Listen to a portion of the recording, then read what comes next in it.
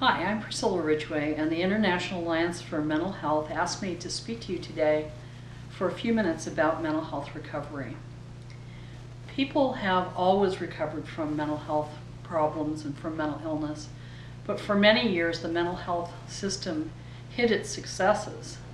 And if even the Diagnostic and Statistical Manual said that if you got better, then you never had the diagnosis to begin with.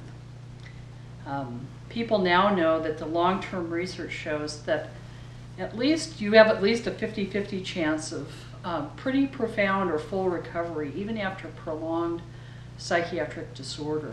So I'm lucky enough to work for one of the organizations that's conducting a lot of research in this area, the Yale Program for Recovery and Community Health in the Yale School of Medicine.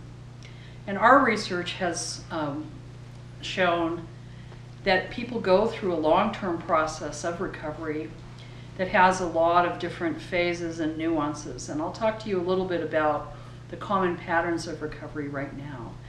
Part of recovery is really about recovering a positive sense of self after the challenge of having a psychiatric disorder. A lot of people struggle with stigma. They struggle with having the sense that the psychiatric disorder has taken over a lot of their life. So people struggle to get back a positive sense of identity, because unfortunately in our society there is still a stigma associated with many of these conditions. So people learn that they're more than their disorder, that they have a lot to contribute, that they continue to have strengths. Another aspect of recovery has to do with self-controlling and self-managing your disorder to a large degree and learning coping techniques. A lot of people still contend with symptoms over time, but they can function very well when they've mastered a number of coping techniques. So there are supports to that process.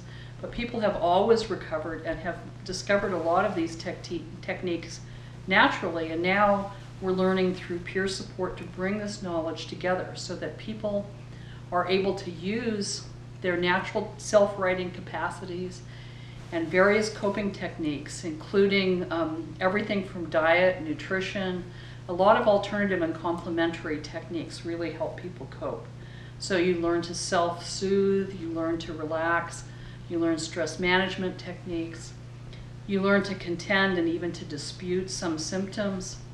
You learn to watch while symptoms arise and to be able to contend with their impact. So people naturally learn these things over the course of time, and now we're teaching each other. People who have had these experiences are teaching each other in programs such as wellness recovery action planning. So another aspect of this is that people are achieving higher levels of wellness. So you find that you don't just have a mental illness, but you can achieve mental wellness, and you can achieve physical wellness and spiritual wellness, and that those can help balance the impact of these very serious conditions. Another aspect of recovery is that people find that they can reclaim a full life even after the impact of serious psychiatric disability. And this includes reconnecting with people and making a lot of positive social connections and relationships, reconnecting with families. There's a lot of information now available for family support so that people can be really helpful to those in their family who experience these conditions. Connection through peer support is very important, and there are organizations such as Schizophrenia Anonymous, DBSA, which is Depression and Bipolar Support Alliance, and a variety of other organizations such as that people have found and joined.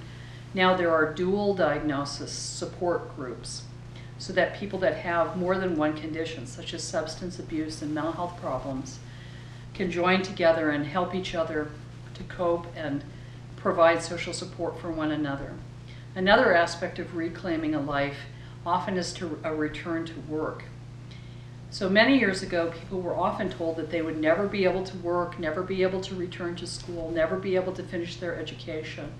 And now we see people working all across the country as peer supports to one another, but also reclaiming their place in the workforce in a variety of roles.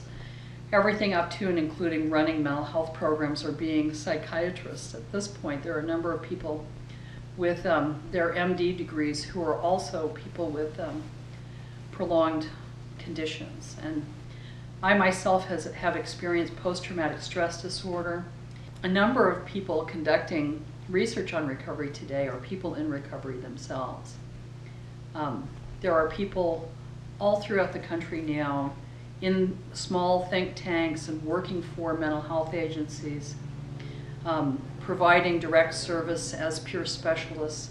A number of us who have had the experience of psychiatric disorder who are providing some of the guidance of the recovery movement and bringing out some of the knowledge that's necessary to move forward in this area.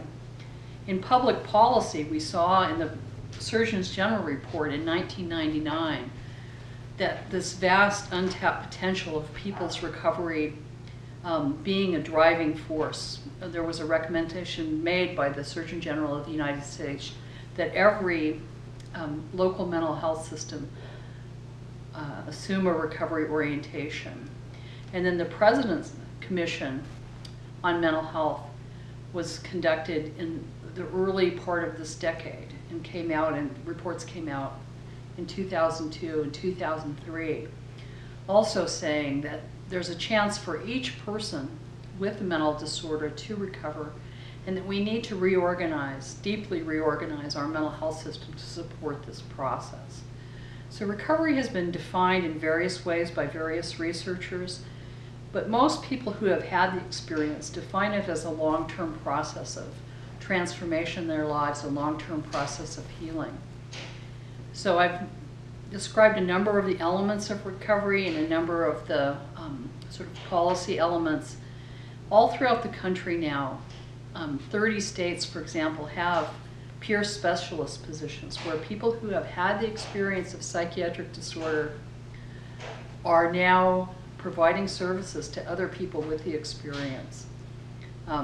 There's a lot of change that's necessary to support this movement. I think that there's a lot of excitement in the field now around innovations.